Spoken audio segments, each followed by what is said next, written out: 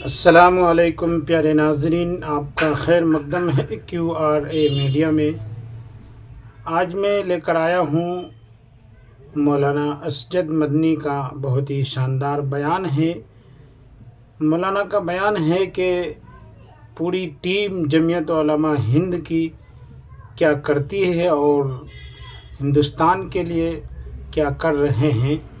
آج اس بیان میں ہمیں اور آپ کو پتہ چل جائے گا۔ بیان شروع ہونے سے پہلے ایک چھوٹا سا اپیل ہے، چینل پر آپ نئے ہیں تو چینل کو سبسکرائب، ویڈیو کو لائک، شیئر، کمنٹ میں اپنا رائے ضرور دیں۔ بیان آپ کو کیسی لگی چلیے سنتے ہیں مولانا اسجد مدنی کا بیان۔ نہیں ہے جو اسٹیج پر بیٹھے ہوئے ہیں، جمعیت علماء ہند آپ ہیں، ہمارے ورکر ہیں، آپ ہمارے ساتھ ہیں تو ہماری آواز میں طاقت ہے، اور اگر آپ کا ساتھ نہیں ہوگا کچھ بھی نہیں بچے گا۔ میرا دل اس وقت کتنا بڑا ہے میں آپ سے بتلا نہیں سکتا۔ اللہ کا احسان ہے، اس کا کرم ہے، اور آپ حضرات کی عنایت ہے۔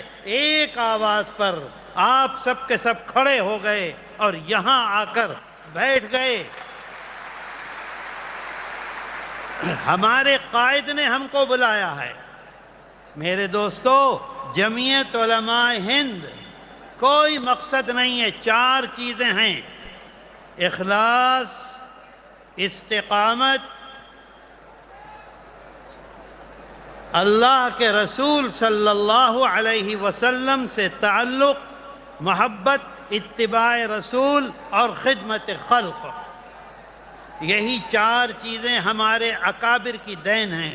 ہمارے اکابر نے اسی پر عمل کیا۔ اور ایک بات اور عرض کر دوں، ہمارے جنرل سیکریٹری ہیں حضرت مولانا مفتی معصوم ثاقب صاحب دامت برکاتہم، وہ ابھی کہہ رہے تھے، میں آپ سے عرض کرنا چاہتا ہوں، ہندوستان کا دستور آپ نے بنایا، ہندوستان کا دستور جمعیت علماء ہند نے بنایا، ہندوستان کا قانون جمعیت علماء ہند نے بنایا۔ ہماری ذمہ داری ہے کہ ہم اس قانون کی پاسداری کریں، اس قانون کی حفاظت کریں۔ جمعیت علماء ہند نے کبھی قانون کو اپنے ہاتھ میں نہیں لیا ہے، نہ لینے کی کوشش کی ہے۔ جمعیت علماء ہند جلوس نہیں نکالتی، جمعیت علماء ہند ہنگامے نہیں کرتی۔ میں آپ سے عرض کروں، آپ دیکھیے، میں گیا تھا ایک مرتبہ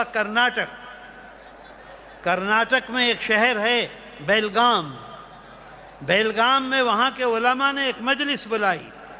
مجھ کو اسٹیج پر بٹھانے کے بعد یہ کہا، ہم تم سے آزادی سے پہلے کی خدمات نہیں سننا چاہتے، آزادی کے بعد تم نے کیا کیا ہے وہ بتاؤ۔ میں نے کہا، میں آزادی کے بعد کی خدمات بھی نہیں بتانا چاہتا ہوں، میں اپنے قائد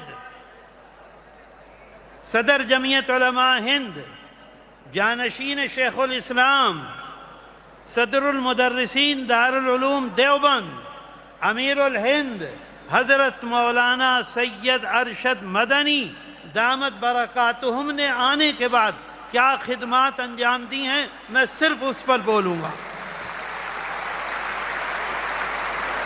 میرے دوستو، آپ ساتھ ہیں تو ہماری آواز میں طاقت ہے، آپ نہیں ہیں تو کوئی طاقت رہے گی؟ میرے بھائیوں، میں آپ کا بہت احسان مند ہوں، ہم سب لوگ احسان مند ہیں۔ جمعیت علماء ہند کی قیادت احسان مند ہے، جمعیت علماء ہند کے صدر محترم احسان مند ہے۔ میں 1-2 باتیں آپ سے عرض کروں، وقت نہیں ہے، نہیں تو میں تفصیل سے آپ کو بتلاتا۔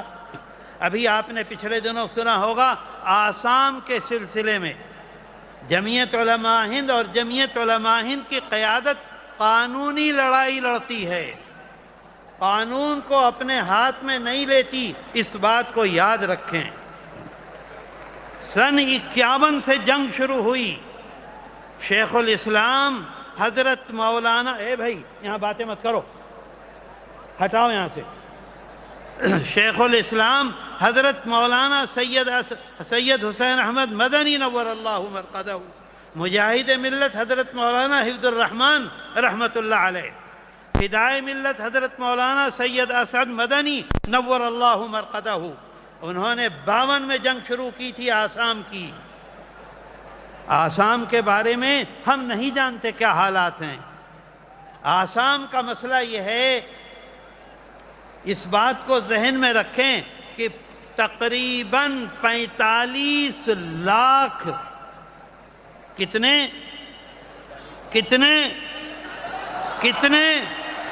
45 لاکھ مسلمانوں کی شہریت کا مسئلہ تھا۔ اگر وہ ہندوستانی شہری بنتے ہیں تو ان کا مکان ان کی جائیداد ان کی جتنی بینک بیلنس ہے وہ ان کا، اور اگر خدا نہ خواستہ یہ فیصلہ ہو جاتا ہے کہ وہ ہندوستانی شہری نہیں ہیں، ادھر سپریم کورٹ فیصلہ کرتا اور اسی لمحے ان کی ہر جائیداد کی مالک گورنمنٹ آف انڈیا ہو جاتی، کچھ نہیں بچتا، ان کو ایک ورک پرمٹ دیا جاتا۔